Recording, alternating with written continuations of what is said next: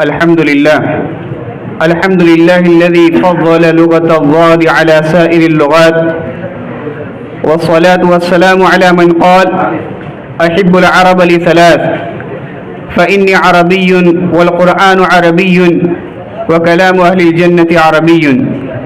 أما بعد، فقد قال الله سبحانه وتعالى في القرآن المجيد: وأما ما ينفع الناس فيمكث في الأرض. صدق الله العظيم. يا أيها الإخوة، اسمي محمد شاهد، وأنا من سكان مدينة آنند بولاية جوجرات الهند، وقد تخرجت في مدرسة جامعة فلاح الدارين في سنة ماضية بقرية تركيسر وبمديرية سورة جوجرات الهند.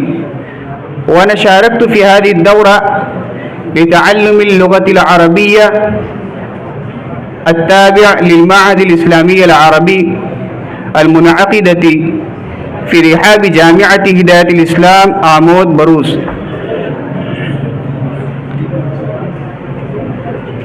وقد أعلنت على هذه الدورة في مدرستي بعد امتحان النصف السنوي، وقد أعلن عنها مدير جامعتنا الشيخ نذير الخانفوري حفظه الله ورعاه، فخطر ببالي أن أشارك فيها، وقد شاورت في الأمر مع أستاذي فهو حثني ورغبني على شركتها، وبعد ذلك قد وصلت مع أصدقائي في رحاب هذه الجامعة، وقد استفدت بها استفادة كثيرة.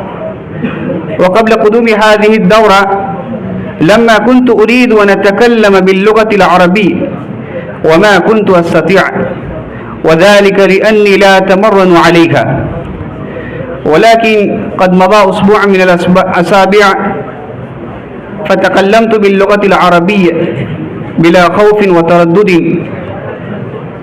والآن بانتهاء الدورة الحمد لله وبفضل الله سبحانه وتعالى وبالتدريج تلاشى كل خوف وخطر.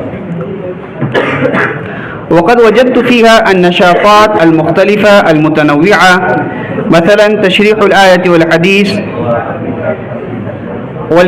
وكتابة التقرير وكتابة المقالة حول عنوان قضية فلسطين، والحوار والمناقشة وتمثيل طبخ الطعام وغير ذلك. وقد استفدت بالمحاضرات القيمة حول عناوين مختلفة، مثلا كيفية الالتحاق بجامعة الأزهر الشريف، والمشكلات التي يواجهها الطلاب في التكلم اللغة العربية وحلولها، ومناهج تعليم أي لغة، وميزات اللغة العربية وغير ذلك. وقد أعاننا عمال هذه الدورة في كل مجال، ولن أنسى أساتذة هذه الدورة وفضلها. أخيرا أشكر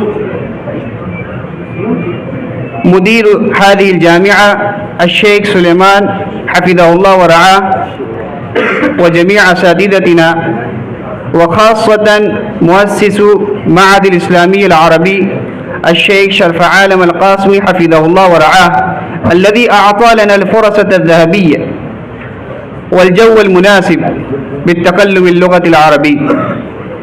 أخيرا أرجو الله سبحانه وتعالى أن يقبلها بقبول حسن وأنبتها نباتا حسنا، وآخر دعوانا أن الحمد لله رب العالمين، والسلام عليكم ورحمة الله.